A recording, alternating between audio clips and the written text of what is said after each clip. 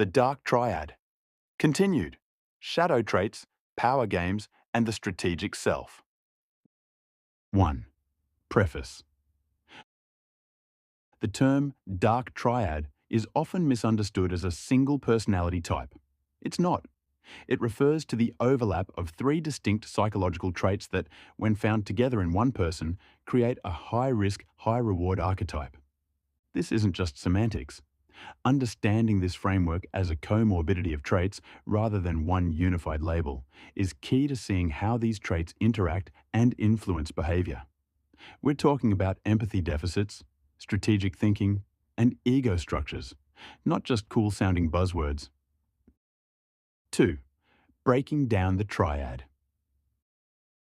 Machiavellianism is the invisible hand, orchestrating events from behind the scenes. Narcissism is the spotlight, bold, magnetic, obsessed with itself. Psychopathy is the void, cold, fearless, and detached. Each plays a distinct role in shaping a manipulative but powerful personality. Together, they form a profile that thrives in chaos, seduces others with charisma, and advances through calculated force. 2a. Machiavellianism. At its core, Machiavellianism is strategic awareness. It is the ability to see the game and move pieces without drawing attention. It is not inherently malicious. It simply prioritizes results over righteousness. Machiavellianism is about efficiency, perception, and control. It's the art of social chess. Some use it to protect themselves, others to dominate. Its moral alignment depends entirely on the user. Here's the truth. Without this trait, your power is temporary at best. Even if you stumble into a position of influence, you'll bleed it away without the cunning to defend it. The powerful are always under siege, by enemies, rivals, and sometimes lovers. Those who aren't strategic become prey to those who are. The good news? Machiavellianism can be developed. Some men arrive at it through life experience, scar tissue forged into insight. Others seek it consciously, studying social games, observing behavior, and refining their instincts. 2b. Narcissism and psychopathy. Narcissism is ego-driven self-belief. It projects value and dominance, often before it's earned. The confident aura it creates tends to attract admiration, even when unearned. In its non-clinical form, narcissism fuels ambition, resilience, and high standards.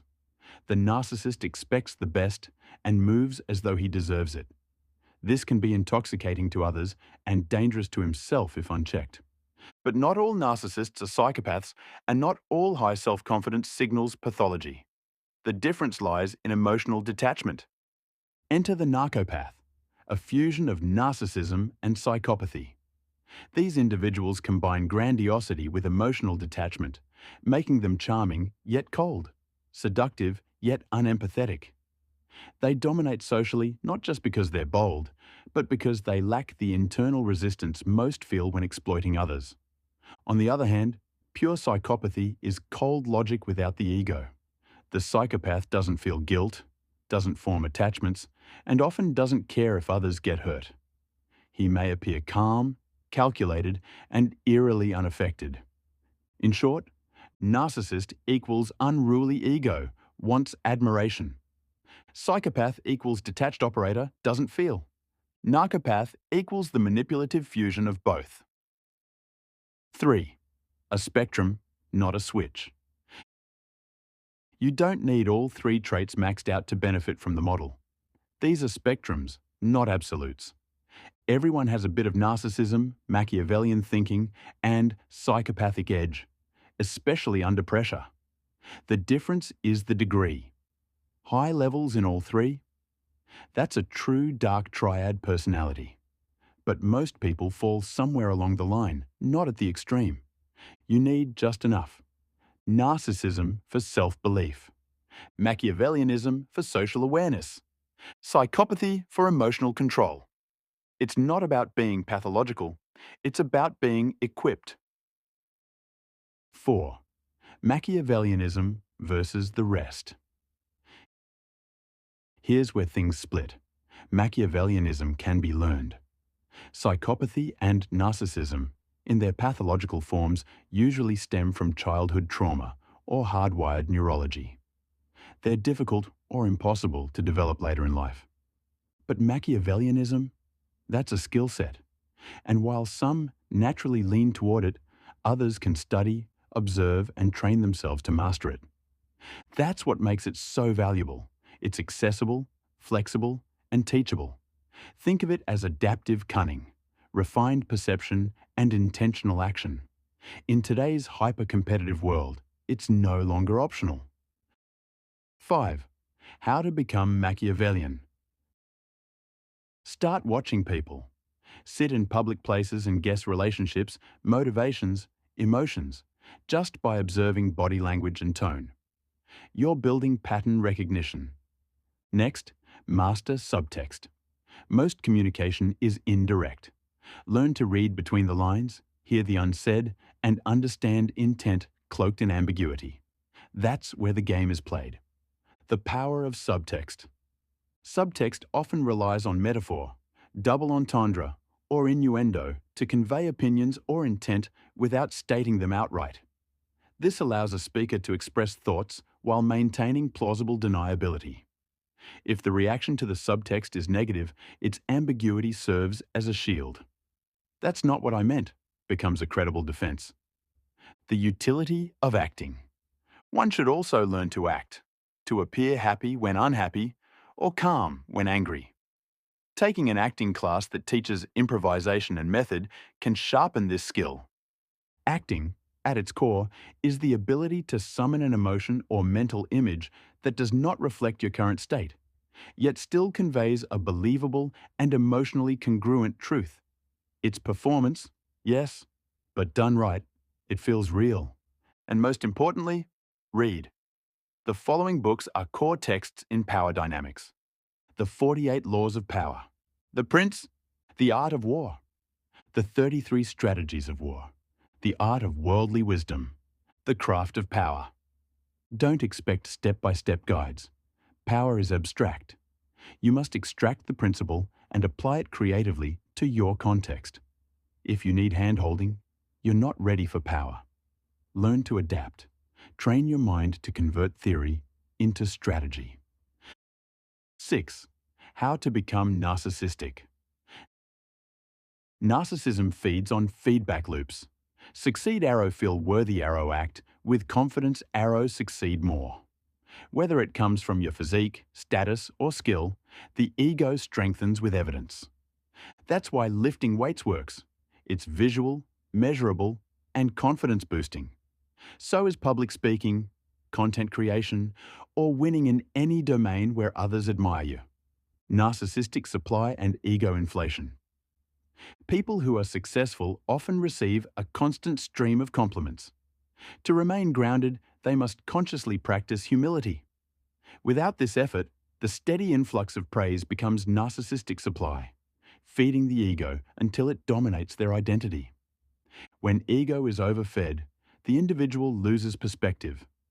They become incapable of thinking or acting outside a solipsistic frame of reference, where only their own experience seems real or relevant. If you're highly skilled in a sport, a game, or any area where others view you as superior, you're sitting on a line of narcissistic supply. Whether you feed it or resist it determines the shape of your character. Beauty as narcissistic fuel. Attractive women often exemplify narcissism rooted in desire, not ability. Unlike skill-based admiration, beauty requires no effort, yet it commands immense social power. Many beautiful women become narcissistic because they are universally desired. Being drunk on one's appearance is an effortless and intoxicating form of narcissism. In this way, cosmetic surgery and makeup can be seen not merely as tools for appearance, but as mechanisms to maintain both social influence and a steady stream of narcissistic supply. Women use beauty and attention. Men build value through performance and transformation. If you lack confidence, build systems that supply you with wins. Wins that reinforce your value. Eventually, you'll feel what you're acting out. Just avoid slipping into delusion. Digital platforms and narcissistic supply. Any online platform where you become the center of attention provides narcissistic supply. Whether intended or not, even this very book functions in that capacity. People compliment my work, thank me for my efforts, and tell me how much I've changed their lives. Social media is a funnel. Women, in particular, use social networks as steady streams of narcissistic validation. While this is common knowledge in red pill circles, it's worth restating. Anyone who manages a social media account, especially one tied to their image or persona, is cultivating a line of narcissistic supply. Popularity online feeds the ego and often leads to increased narcissistic tendencies. The delusional path to narcissism. Up to this point, I've described rational ways people acquire narcissism. But there's also an irrational, delusional method, one I doubt most readers here could actually pull off. Here's how it works. Dissociate from reality. Tell yourself lies until you believe them. Repeat the story until it becomes your truth. This is how narcopaths, narcissistic sociopaths, develop narcissistic personality disorder as children. Their minds, being highly plastic and suggestible, accepted these fantasies as truth early on. You, however, are likely an adult man, too grounded, too rational, to truly deceive yourself at that level. In light of this, the old saying, "fake it until you make it," is unlikely to yield deep psychological transformation. 7. Final thoughts. Learning about power isn't enough. You must practice. See the world for what it is, a power game. From the office to the bedroom to your social circle, politics is everywhere. Strategy wins. Emotionalism loses. Power favors the prepared. If you're smart, ruthless, and aware, you can thrive. If you want someone to hold your hand and give you scripts, you're not ready. This chapter gives you insight. What you do with it, that's your move.